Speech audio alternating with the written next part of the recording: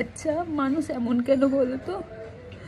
সম্পর্কের শুরুতে যাকে সময় দেওয়ার জন্য সে পাগল হয়ে থাকতো, আর যখন সময় পেরিয়ে গেছে তখন তাকে এক মুহূর্ত দেওয়ার জন্য তাকে অনেক ভাবনা চিন্তা করতে হয়। মানুষ অতীতটা কেন ভুলে যায়? কেন সব কিছু ভুলে যায় মানুষ? কেন এত বেইমান?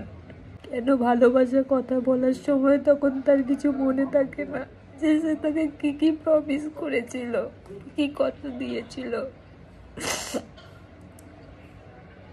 কেন একটা মানুষের সর্বস্ব কেড়ে নেওয়ার পর তাকে এই জীবনটা উপহার হিসাবে দেয়?